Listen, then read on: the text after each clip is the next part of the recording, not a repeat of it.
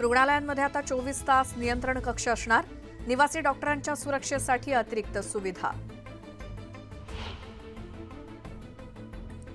Police ठाण्यात बालकांसाठी ही शाखा हवी। राज्य बाल हक्क संरक्षण आयोगाची राज्य सरकारकडे शिफारस। पुण्यात जंगली महाराज रस्त्यावर झाडाची फांदी डोक्यात पडून तरुण गंभीर जखमी। तरुणावर खासगी रुग्णालयात उपचार सुरू। आता फेरीवाल्यांवरती कडक कारवाई होणार। लायसन्स इन्स्पेक्टरच्या 118 जागा भरण्याचा महापालिकेचा निर्णय।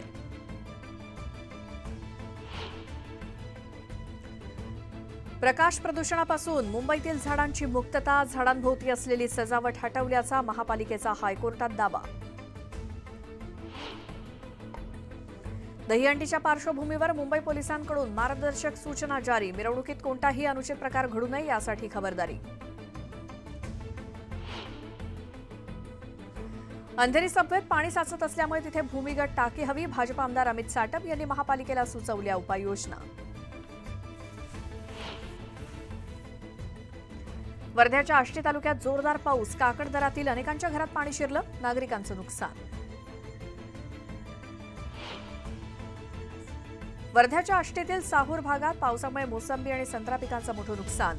नुकसानग्रस्त शेतकऱ्यांचं तहसीलदारांना मदतीचं निवेदन। आणि मीरा रोडमध्ये बेकायदेशीरपणे राहणाऱ्या 5 बांगलादेशी महिलांना अटक। नयानगर पोलीस ठाण्यात 3 आणि मीरा रोड पोलीस ठाण्यात 2 जणींविरोधात गुन्हा दाखल।